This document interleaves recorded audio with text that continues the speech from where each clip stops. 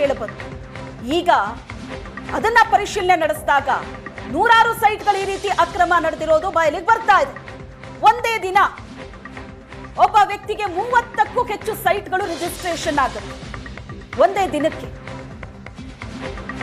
Abdul ವಾಹೀದ್, Ravi, Cathedral society ಈ ತರ ಹೆಸರುಗಳಿಗೆ 30-40 ಸೈಟ್ಗಳು register ಆಗಿದೆ. ಎಲ್ಲ ಸೈಟ್ ಆಸ್ತಿಗಳನ್ನ ವಶಕ್ಕೆ ಇಡಿ ಅಧಿಕಾರಿಗಳು ಪಡೆದಿದ್ದಾರೆ. ಸ್ಕ್ರೀನ್ ಮೇಲೆ ನೋಡ್ತಾ ಇದ್ದೀರಿ ಯಾರ್ಯಾರ ಹೆಸರಲ್ಲಿ ಎಷ್ಟು ಸೈಟು ರಿಜಿಸ್ಟ್ರೇಷನ್ ಆಗಿದೆ ಅಂತ. ರವಿ ಹೆಸರಲ್ಲಿ 31 ಸೈಟು, ಅಬ್ದುಲ್ ವಾಹೀದ್ ಹೆಸರಲ್ಲಿ 41 ಸೈಟ್, ಕ್ಯಾಥೆಡ್ರಲ್ ಸೊಸೈಟಿ ಹೆಸರಲ್ಲಿ 40 ಸೈಟ್, ಇತರರಿಗೆ ಸೇರಿದ್ದು ಒಟ್ಟು 48 ಸೈಟ್, 160 ಪ್ರಾಪರ್ಟಿಗಳನ್ನ ಈಗ ವಶಕ್ಕೆ ಪಡೆಯಲಾಗಿದೆ.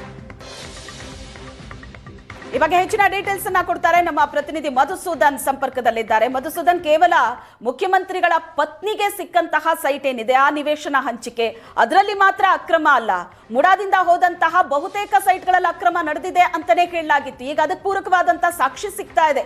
ಒಬ್ಬೊಬ್ಬರ ಹೆಸರಿಗೆ 30-40 ಸೈಟ್ ಹೋಗುತ್ತೆ, ರಿಜಿಸ್ಟ್ರೇಷನ್ ಆಗುತ್ತೆ ಅಂದ್ರೆ ಏನ್ ನಡೀತಾ ಇದೆ ಹಾಗಾದ್ರೆ ಮುಡಾದಲ್ಲಿ?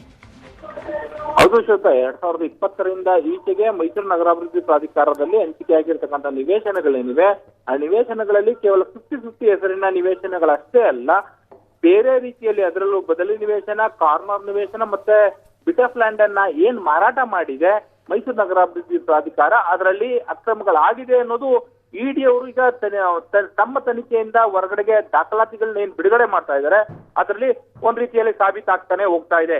ಈಗ ನಮ್ಮ ಕೈಗೆ ಸಿಕ್ಕಿರುವಂತಹ ಒಂದು ದಾಖಲಾತಿ ಏನಿದೆ, ದಾಖಲಾತಿಯಲ್ಲಿ ಒಟ್ಟು 160 ಸೈಟ್ಗಳ ಬಗ್ಗೆ ಒಂದು ಜಪ್ತಿಯನ್ನ ಮಾಡಿ ಆದೇಶವನ್ನ ಮಾಡಿರ್ತಕ್ಕಂಥ ಒಂದು ಕಾಪಿ. ಈ ಕಾಪಿಯನ್ನ ನೋಡಿದಾಗ್ಲೂ ಕೂಡ ಒಂದು ರೀತಿಯಲ್ಲಿ ಗಾಬರಿ ಆಗುತ್ತೆ. ಯಾಕಂತ ಹೇಳಿದ್ರೆ ಈ ಒಂದು ಕಾಪಿ ಕೇವಲ 2023ರಲ್ಲಿ ಮೈಸೂರು ನಗರಾಭಿವೃದ್ಧಿ ಪ್ರಾಧಿಕಾರದಲ್ಲಿ 160 ನಿವೇಶನಗಳನ್ನ ಏನು ಮೂಡಾದವರು ಮಾರಾಟ ಮಾಡಿದ್ದಾರೆ ಅದರಲ್ಲಿ ಆಗಿರ್ತಕ್ಕಂಥ ಅಕ್ರಮದ ಬಗ್ಗೆ. ಹೀಗಾಗಿ 160 ಸೈಟ್ಗಳನ್ನು ಕೂಡ ಈಗ ಸೀಸ್ ಮಾಡಿದೆ. ತಾತ್ಕಾಲಿಕವಾಗಿ ಸೀಸ್ ಮಾಡಿರ್ತಕ್ಕಂತಹ ಹಿನ್ನೆಲೆಯಲ್ಲಿ ಈಗ ಏನು 2023ರಲ್ಲಿ ಇದು ಮೂಡಾದಿಂದ ಬೇರೆಯವ್ರಿಗೆಲ್ಲರಿಗೂ ಮಾರಾಟ ಆಗಿತ್ತು, ಅವರು ಮತ್ತೊಬ್ಬರಿಗೆ ಮಾರಾಟ ಮಾಡುವಂತ ಚಾನ್ಸಸ್ಗಳು ಜಾಸ್ತಿ ಇರುತ್ತೆ. ಹಾಗಾಗಿ ಮೈಸೂರಿನಲ್ಲಿರ್ತಕ್ಕಂಥ 4 ಸಬ್ ರಿಜಿಸ್ಟ್ರಾರ್ ಕಚೇರಿಗಳೇನಿವೆ, ಕಚೇರಿಗಳಿಗೆ ಇಡಿ ತನ್ನ ಈ ಒಂದು ಆದೇಶದ ಕಾಪಿಯನ್ನ ಕಳಿಸಿರ್ತಕ್ಕಂಥದ್ದು. ಈಗ ಈ ನಮೂದು ಮಾಡಿರ್ತಕ್ಕಂಥ ಈ ಒಂದು ನಿವೇಶನಗಳೇನಿವೆ ಈ ನಿವೇಶನಗಳನ್ನ ಇವ್ರ್ಯಾರು ಕೂಡ ಮತ್ತೊಬ್ಬರಿಗೆ ಪರಬಾರೆ ಮಾಡದಂತೆ ತಡಿಬೇಕು ಅನ್ನೋ ಒಂದು ನಿಟ್ಟಿನಲ್ಲಿ ಇಂಥದ್ದೊಂದು ಕ್ರಮವನ್ನ ಕೈಗೊಂಡಿದೆ.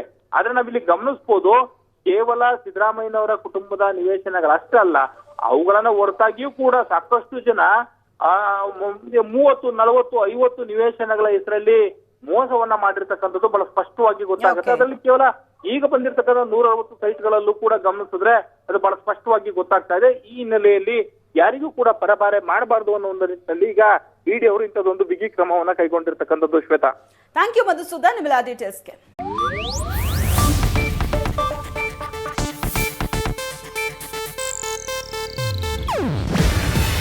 ಇದು ಏಷ್ಯಾನೆಟ್ ನ್ಯೂಸ್ ನೆಟ್ವರ್ಕ್ ಪ್ರಸ್ತುತಿ.